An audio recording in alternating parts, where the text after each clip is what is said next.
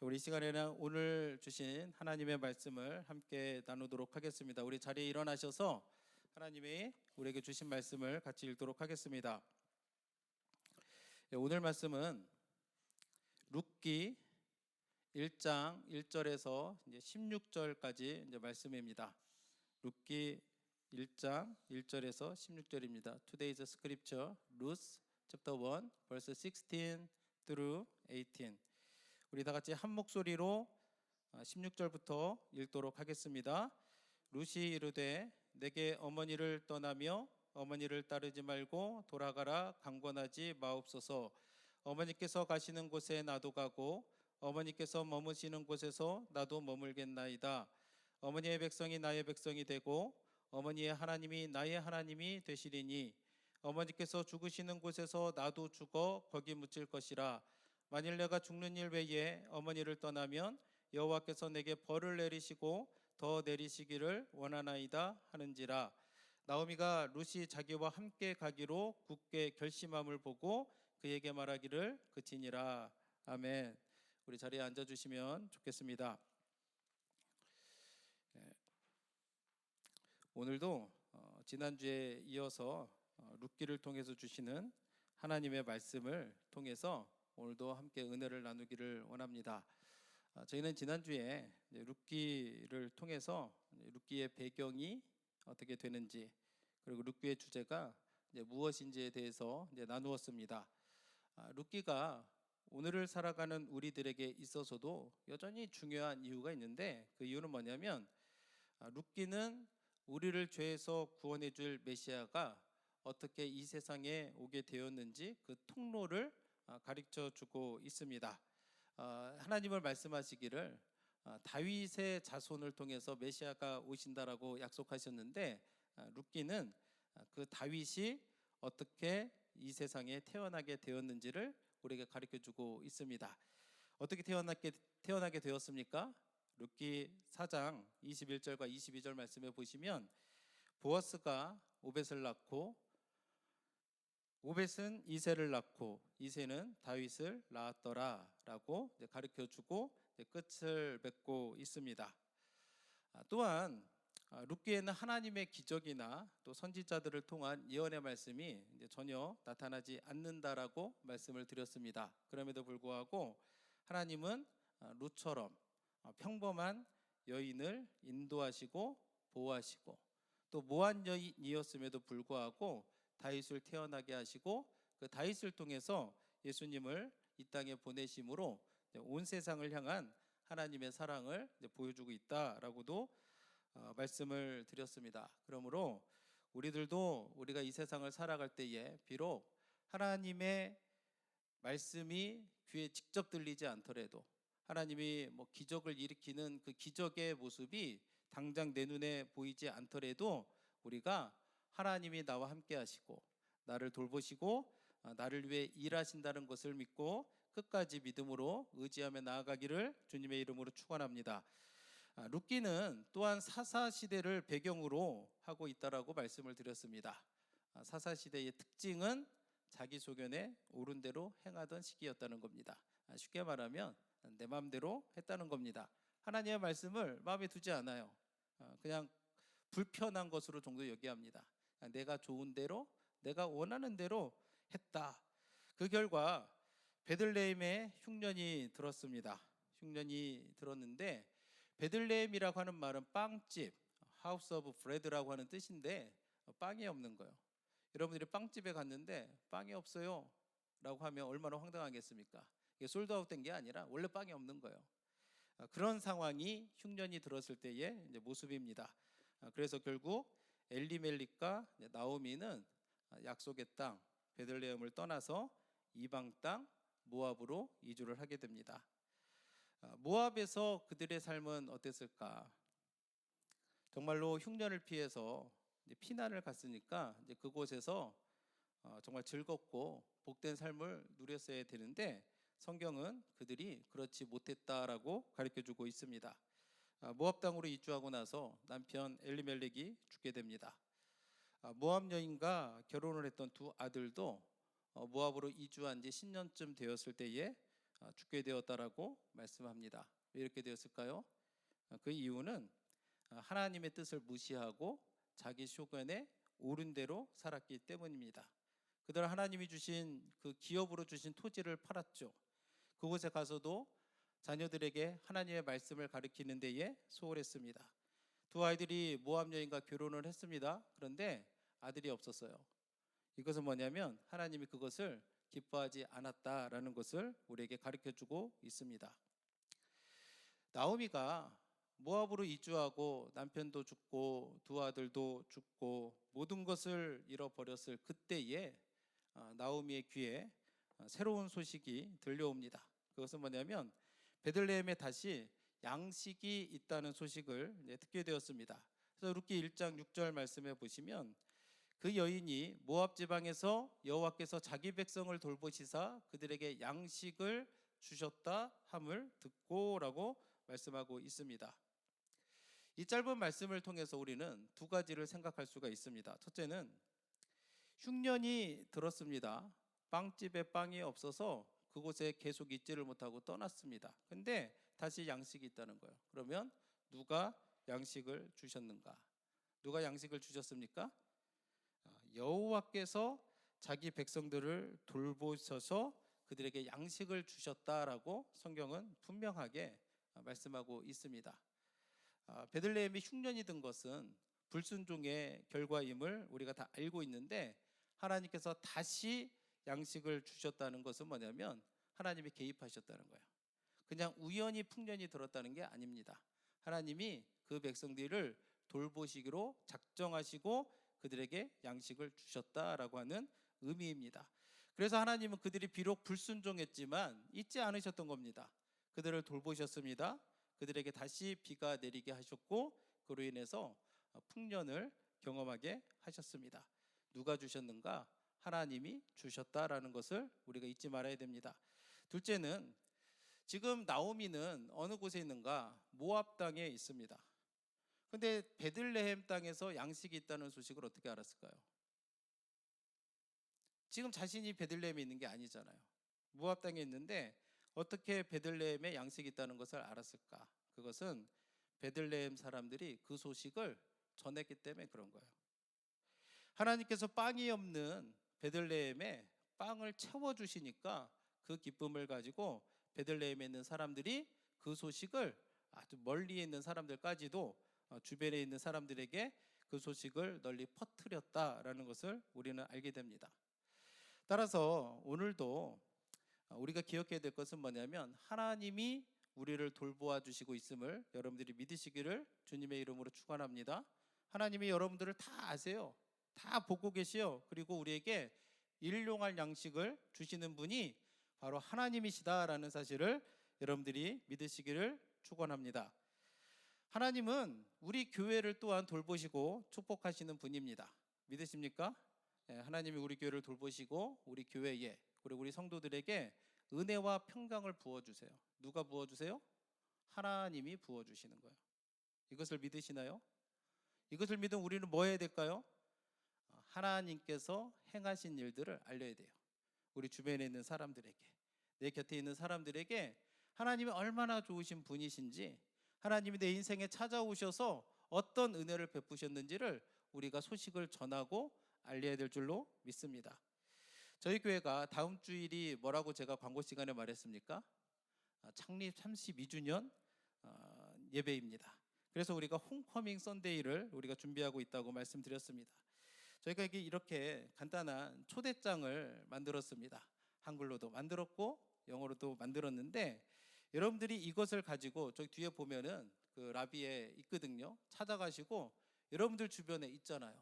아직 예수님을 모르는 사람들이 있습니까? 없습니까? 있죠? 그들에게 가서 전하셔야 돼요. 우리 하나님이 얼마나 좋으신 분인지, 예수님이 우리를 위해서 어떻게 나를 구원해 주셨는지를 전하셔야 됩니다. 그래서 그들에게 하나님이 얼마나 우리에게 베풀어 주신 그 크신 복음, 우리가 그로 인해서 받게 되는 그 구원의 기쁨을 함께 나누고 전해야 될 줄로 믿습니다. 여러분들 그렇게 하시겠습니까? 그러면 돌아가실 때 꼭 픽업하시고 여러분들 주변의 사람들에게 전해 주셔야 됩니다. 또 어떤 분들이 있냐면 전에는 우리와 함께 예배를 드렸었는데 지금 함께 예배를 드리지 못하는 분들이 있습니다. 이런저런 이유로 인해서 함께 예배하지 못하는 분들이 있어요. 그분들에게도 가서 전하시길 바랍니다. 정말 어떻게 하나님이 나를 도우시고 나를 돌보시고 우리 하나님이 얼마나 좋으신 분인가를 여러분들이 전하시라는 얘기예요. 그래서 전해서 그분들이 다시 그 소식을 듣고 함께 예배할 수 있도록 여러분들이 함께 노력해 나아가기를 주님의 이름으로 축원합니다. 베들레헴에 양식이 있다는 소식을 듣고 나서 나오미는 무엇을 했을까요? 그냥 부럽다. 내가 그때 떠나지 말았어야 되는데 후회만 했을까요? 아니죠.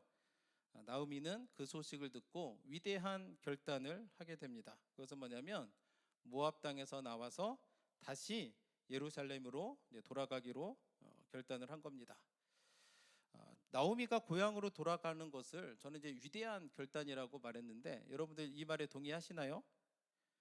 나오미가 모압에서 베들레헴으로 돌아가는 거, 아무리 베들레헴에 양식이 있다는 소리를 들었다 할지라도 돌아가는 게 쉬워요, 어려워요? 결코 쉬운 일이 아니었을 것입니다. 기본적으로 사람들은 자신이 있던 곳에서 떠나는 것을 별로 안 좋아해요. 나이를 들면 들수록 더 그래요. 나오미 나이 들었잖아요.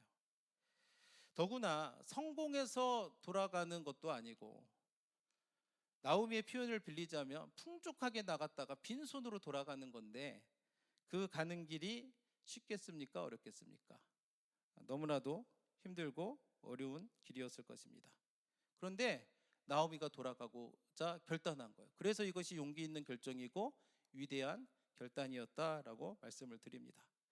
근데 우리가 더욱더 주목해 보아야 될 것이 한 가지가 있는데, 나오미가 언제 돌아가기로 결단했을까? 언제 돌아가기로 결단한 줄 아세요? 우리 룻기 1장 22절 말씀해 보시면, 나오미가 모압 지방에서 그의 며느리 모압 여인 룻과 함께 돌아왔는데 그들이 보리 추수 시작할 때에 베들레헴에 이르렀더라 라고 말합니다. 나오미가 언제 모압 땅에서 베들레헴으로 돌아갔는가? 추수할 때 돌아갔다는 거예요. 여러분들, 베들레헴에서 추수를 하면 모압 땅에서는 뭐 하겠습니까? 생각을 한번 해보세요. 베들레헴이 추수 때예요. 그럼 모압 땅은 뭐 하고 있겠습니까? 씨를 뿌릴까요 그때? 아니죠. 모압 땅도 추수 때라는 것을 우리가 알아야 됩니다. 지도를 한번 보시면 베들레헴과 이제 모압은 그렇게 멀리 떨어져 있는 곳이 아닙니다. 굉장히 가깝죠. 거리상으로는 50마일에서 한 80마일 정도 이제 떨어져 있다라고 합니다. 제가 여기 쉬르포트 보조 이 지역에서 한 50마일에서 80마일 떨어져 있는 곳이 어딘가 제가 검색을 해봤더니 러스턴, LA텍 학교가 있는 러스턴이 여기서 한 70마일 정도 떨어져 있더라고요. 만일 여러분들이 이곳에서 뭔가를 추수하면 러스턴에서도 그거 추수하겠습니까? 안 하겠습니까? 하죠. 가깝잖아요. 똑같잖아요. 그러니까 베들레헴에 추수할 때가 되었다라는 것은 뭐냐면 모압 땅도 추수할 때가 되었다라는 거예요. 여러분들이 추수할 때가 가까웠는데 그 지역을 떠나는 게 쉽습니까? 어렵겠습니까? 보통 사람들은, 대부분 사람들은 아마도 추수가 끝나면 가자라고 했을 겁니다. 그렇지 않습니까? 나오미도 모압에서 10년 이상을 살았는데 거기서 뭐 뿌려놓은 게 있지 않겠어요? 본인도 그 땅에서 뭔가 이렇게 거둘 것이 있었을 텐데 나오미는 과감하게 결단을 하는 거예요. 주님이 말씀하시는 그 소식을 듣고 바로 결단해서 돌아가기로 합니다. 만일 여러분들이 나오미였다면, 내가 지금 모압에 살고 있습니다. 내가 뿌려놓은 씨앗이 있습니다. 추수할 것이 기다리고 있습니다. 그러면 여러분들 어떻게 하겠습니까? 추수 끝내고 가겠습니까? 아니면 추수하기 전에 가겠습니까?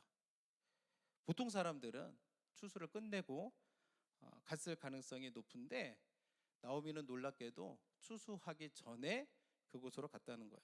왜 그랬을까요? 하나님이 그 마음을 주셨기 때문에 그런 거예요. 하나님이 나오미처럼 실패한 인생 가운데서 오셔서 일하시는 분임을 여러분들이 믿으시길 원합니다. 소망을 가지세요.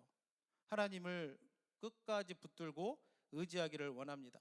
하나님께서 돌아가겠다라고 하는 마음을 주시니까 나오미는 모압에서 얻을 수 있는 것들을 과감하게 포기합니다. 그리고 베들레헴으로 떠나게 됩니다. 만일 나오미가 모압에서 얻을 것이 있기 때문에 그것에 미련을 두고 떠나지 않았다면, 떠나도 추수를 마치고 돌아갔다면 어떻게 됐겠습니까? 룻이 보아스를 만나서 하나님의 복을 받게 되는데, 어떻게 하다가 보아스를 만나게 됩니까? 추수가 끝나고 이삭을 줍다가 보아스를 만나게 되잖아요. 그거 다 끝나고 갔으면 룻이 보아스를 만날 일도 없고, 룻이 보아스를 만나지 못하면 아들을 낳을 일도 없겠고, 그래서 만약에 추수가 다 끝나고 갔으면 오늘날 룻기는 쓰여지지 않았을 가능성이 매우 높습니다. 그렇기 때문에 우리들도 하나님이 우리에게 어떤 말씀을 주실 때가 있어요. 내가 성경을 읽을 때, 하나님의 말씀을 들을 때 하나님 내 마음을 감동하실 때가 있어요. 그죠? 그럼 어떻게 해야 될까요? 바로 결단하셔야 돼요. 자꾸 미련을 두면 안 됩니다. 자꾸 나중에 하다 보면 못하게 되는 거예요. 타이밍이라는 게 있는 겁니다. 하나님이 내게 복을 주시고자 말씀하실 때 그 타이밍을 잡아야 돼요. 그 복을 잡는 여러분들이 되기를 주님의 이름으로 축복합니다. 주님이 말씀하실 때에 깨닫고 바로 순종하시기를 원합니다. 그래야 하나님이 주시는 복을 경험하게 될 줄로 믿습니다. 나오미가 베들레헴으로 이제 돌아가려고 하는데, 처음에는 두 며느리가 함께 동행을 했습니다. 두 며느리는 모압 여인들이었는데도 불구하고 시어머니와 관계가 좋았던 것 같아요. 돌아오는 길에 이제 두 며느리를 보면서 나오미는 좀 안타까운 마음이 들었던 것 같습니다. 그래서 돌아가라라고 이야기합니다. 너희는 모압 여인이니까. 여인 셋이 그 길을 여행하는 것도 좀 안전하지가 못하고, 또 룻의 그 나오미의 입장에서는 또 두 며느리가 또 그곳에 가서 이렇게 웰컴을 받을 것 같지도 않았기 때문에 돌아가라고 합니다. 그래서 8절과 9절 말씀해 보시면, 나오미가 두 며느리에게 이르되 너희는 각기 너희 어머니의 집으로 돌아가라. 너희가 죽은 자들과 나를 선대한 것 같이 여호와께서 너희를 선대하시기를 원하며, 여호와께서 너희에게 허락하사 각기 남편의 집에서 위로를 받게 하시기를 원하노라 하고 그들에게 입맞춤에 그들이 소리를 높여 울며라고 성경은 얘기합니다. 나오미도 모압 땅에서 10년을 살았기 때문에 그 타향살이의 어려움을 잘 알고 있었겠죠. 그렇기 때문에 젊은 며느리가 자신 때문에 고향을 등지고 베들레헴으로 돌아갔을 때에 그 닥치게 될 여러 가지 어려움, 더군다나 뭐 가지고 가는 것도 없잖아요. 빈손으로 텅 빈 상태로 가는데 얼마나 고생길이 훤하게 보이겠습니까? 그러다 보니까 이제 돌아가라라고 말했던 것 같습니다. 더구나 지난 시간에도 말씀드렸지만 모압 사람들을 이스라엘 사람들이 굉장히 싫어했습니다. 그렇기 때문에 설령 나오미가 며느리를 데리고 간다 해도 그 유대인들이, 이스라엘 사람들이 그 두 며느리를 공동체로 받아줄지도 모르는 상황인 거예요. 그런 상황에 임하게 되니까 이제 나오미는 두 며느리를 향해서 하나님이 너희를 선대하기를, 여기 선대라는 말은 헤세드라는 말인데 하나님의 사랑을 의미하는 거예요. 하나님이 사람들에게 베푸시는 자비와 긍휼, 사랑, 은총, 친절, 모든 것을 이제 포함하는 개념인데, 그 하나님이 그 헤세드의 사랑이 너에게 임하길 원한다 하면서 이제 돌아가라라고 합니다. 그러면서 뭐라고 하냐면 어머니의 집으로 돌아가라라고 합니다. 일반적으로 이제 구약에서 특히 친정집으로 돌아가라라고 말할 때는 어떻게 표현하냐면 아버지의 집으로 가라라고 합니다. 가부장적인 사회였기 때문에 친정집으로 가라 하려면 아버지의 집으로 가라라고 합니다. 근데 어머니의 집으로 돌아가라는 말은 이제 구약에 딱 3번 나오는데, 그것들이 모두와 결혼과 사랑에 관련되어 있을 때 쓰여지는 표현입니다. 그러니까 지금 나오미가 며느리들에게 모압으로 가서 어머니의 집으로 가라라는 말은 무슨 말이냐면, 그곳에 가서 재혼해서 새롭게 살라라고 하는 의미로 그렇게 말을 해주는 것을 보게 됩니다. 나오미의 그 말을 들으니까 사람들이 어떻게 하냐면 막 웁니다. 관계가 참 좋았던 것 같아요.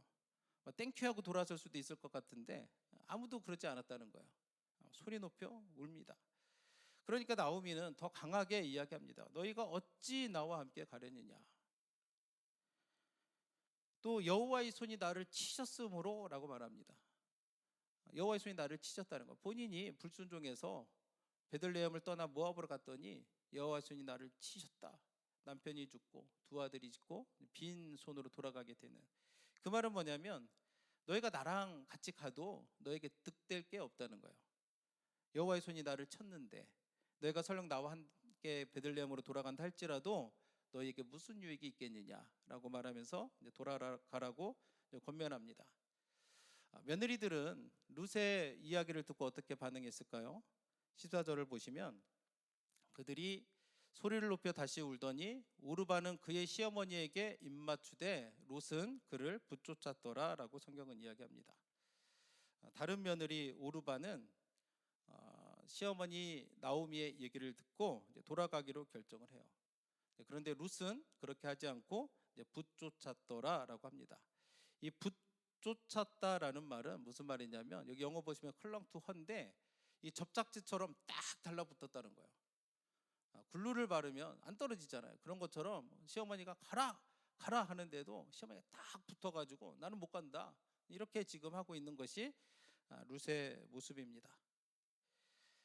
그러니까 나오미는 다시 룻을 타일러서 돌아가라고 말합니다. 15절 말씀해 보시면 나오미가 또 이르되 보라 내 동서는 그의 백성과 그의 신들에게로 돌아가나니 너도 너의 동서를 따라 돌아가라 하니 라고 나오미가 말을 하자 룻은 어떻게 했겠습니까? 나오미가 베들레헴에 양식이 있다는 소식을 듣고 놀라운 결단을 했던 것처럼 룻도 시어머니 앞에서 아주 위대한 결단을 하게 됩니다. 16절과 17절을 보시면 룻이 이르되 내가 어머니를 떠나며 어머니를 따르지 말고 돌아가라 강권하지 마옵소서. 어머니께서 가시는 곳에 나도 가고 어머니께서 머무시는 곳에서 나도 머물겠나이다. 어머니의 백성이 나의 백성이 되고 어머니의 하나님이 나의 하나님이 되시리니 어머니께서 죽으시는 곳에서 나도 죽어 거기 묻힐 것이라. 내가 죽는 일 외에 어머니를 떠나면 여호와께서 내게 벌을 내리시고 더 내리시기를 원하나이다 하는지라. 아멘. 지금 이 순간에서 룻은 위대한 믿음의 고백을 하면서 위대한 결단을 합니다. 나는 안 가겠다. 나는 끝까지 시어머니를 쫓아서 나는 가겠다라고 합니다. 왜 그랬을까요? 그 이유는 뭐냐면 하나님 나라의 백성이 되고 싶다는 거예요. 룻에게 있어서 다시 돌아간다라는 것은 그냥 고향집으로 간다는 의미가 아니에요. 모압 여인이었던 룻에게 다시 모압으로 간다는 것은 뭐냐면 모압 사람들이 섬겼던 거짓신 그모스에게로 다시 돌아간다라는 것을 의미합니다. 그러니까 룻은 아무리 시어머니가 뭐라고 하고 해도 갈 수가 없는 거예요. 룻은 나오미를 만나서 하나님을 알았습니다. 하나님을 경험했다는 거예요. 어떻게 하나님을 예배하는지, 하나님을 예배했을 때 하나님 어떻게 그 인생을 보듬어 주시고 보살펴 주는지를 경험했던 거예요.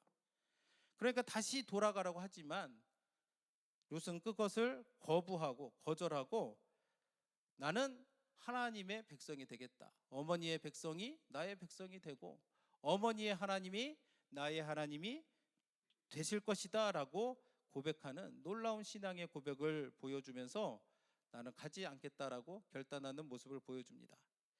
사랑하는 성도 여러분, 우리도 나오미와 룻처럼 이런 결단을 해야 됩니다. 하나님의 말씀하실 때 힘들어도 어려워도 하나님께 순종하고 하나님을 기쁘시게 하는 우리 모두가 되기를 주님의 이름으로 축원합니다. 오늘 이 룻의 이야기를 통해서 우리가 하나님이 우리에게 주시는 교훈을 나누길 원하는데, 첫 번째 나눌 교훈은 우리는 오르바처럼 되어서는 안 된다라는 것을 우리는 깨닫게 됩니다. 오르바는 누구예요? 룻의 다른 며느리였는데 처음에는 동행했습니다. 근데 어떻게 됐냐면 다시 돌아가라는 어머니의 말을 듣고 다시 돌아가는 거예요. 처음에는 동행했고 다시 돌아가라고 했을 때 울기도 했습니다. 근데 결국은 어떻게 했습니까? 모압으로 돌아갔다는 거예요. 성경은 오르바에 대해서 나쁘다라고 말하지는 않아요. 오르바에 대해서 나쁘다고 말하지 않아요. 그런데 성경은 오르바가 어떤 복을 받았는지에 대해서도 말하지 않습니다. 룻이 끝까지 나오미를 따라가서 받은 엄청난 축복을 생각해 본다면, 만약에 오르바가 나오미를 따라서 베들레헴에 갔더라면 하나님께서 그에게 어떤 복을 내려주셨을까 생각하면 아쉬움이 많이 남아요. 오르바의 문제는 무엇이었을까요? 가장 큰 문제는 뭐냐면 믿음이 없었다는 거예요. 나오미의 이야기를 듣고 나서 고향으로 돌아간다는 것은 지극히 상식적인 일입니다. 여러분들이 보셔도 지금 오르바의 입장에서는 어떤 게 더 합리적인 선택 같습니까? 아무것도 없는 아주 모압 사람들을 경멸하는 이스라엘 공동체로 가는 게 합리적이겠습니까? 아니면 자신의 가족들, 고향 사람들이 있는 곳에 가서 다시 결혼을 해서 사는 것이 더 합리적이겠습니까? 당연히 오르바가 한 것이 더 합리적인 것으로 보여주는데, 문제는 뭐냐면 그 결과 하나님이 베푸시는 복을 받을 기회를 잊어버렸다는 거예요. 우리들은 어떤가요? 우리들도 많은 순간 오르바처럼 인간적인 생각을 하다가 하나님이 우리를 위해서 예배해 놓으신 복을 놓치고 있는지 않는지 우리가 돌아봐야 될 줄로 믿습니다. 그리고 우리 자신을 돌아보면서 할 수 있다면 믿음의 눈을 가지고 그 말씀에 순종하며 나아가야 될 줄로 믿습니다. 당장은 손해인 것 같아도 하나님께서 예비하신 복을 받아 누리는 것이 하나님이 우리를 향한 계획임을 우리가 믿어야 될 줄로 믿습니다. 우리가 왜 순종하지 못할까? 많은 사람들이 뭐라 하냐면 I don't understand, 이해가 안 된다는 거예요. 내 형편과 내 상황을 보며 하나님, 내가 어떻게 순종합니까? 안 된다는 거예요. 그런데요, 그런 우리들에게 성경이 어떻게 말씀하시냐면 잠언 3장 5절 말씀에 보시면 뭐라고 합니까? 너는 마음을 다하여 여호와를 신뢰하고 내 명철을 의지하지 말라. 여기서 명철은 뭐냐면 언더스탠딩이에요. 내가 이해가 안 간다, 이거 의지하지 말라는 거예요. 내 눈에 이해되지 않는 어떤 상황을 내가 마주할지라도 우리가 할 일은 뭐예요? 하나님을 신뢰하라는 거예요. 나의 명철이 아니라 하나님을 신뢰하고 그 말씀에 순종하며 나아가라라고 성경은 우리에게 말씀하고 있습니다. 그러므로 여러분들은 하나님 말씀에 우선순위를 두고 말씀에 순종하며 나아가기를 주님의 이름으로 축복합니다. 좀 이해가 안 되는 게 있어요. 걱정이 됩니다. 하나님이 어떻게 일하시는지 기대하며 나가시라고요. 두려워하지 마시고 그런 사람에게 하나님의 복이 임할 줄로 믿습니다. 두 번째 교훈은 뭐냐면 복음을 전하는 사람이 되어야 된다라는 사실을 깨닫게 합니다. 룻도 인간적으로 생각하면 돌아가는 게 합리적이죠. 그런데 그가 하나님의 사랑을 경험했더니 놀라운 믿음의 고백을 합니다. 하나님의 백성이 되고 싶다. 나도 하나님 나라의 백성이 되고 싶다라고 고백하는 거예요. 왜냐하면 그 맛을 봤거든요. 하나님을 예배했을 때 주님이 주시는 평강, 은혜, 하나님이 매일의 삶 가운데서 어떻게 돌보셨는지 그걸 알았거든요. 그러면 우리는 모압 여인이었던 룻이 어떻게 그거를 경험했습니까? 어떻게 그것을 알게 되었습니까? 나오미를 통해서 알았다는 거예요. 비록 나오미가 자기 소견에 오른 대로 해서 모압으로 가기는 했지만 그럼에도 불구하고 그곳에서 하나님을 향한 마음은 남아 있었던 것 같습니다. 그러면서 며느리들에게 하나님을 가르쳐 줬던 거예요. 며느리들과 함께 하나님을 예배했다는 거예요. 그들에게 보여줬다는 거예요. 어떻게 하나님을 예배하는지, 어떻게 하나님을 앞에 나와서 기도하는지 그 모습을 보여줬다는 거예요.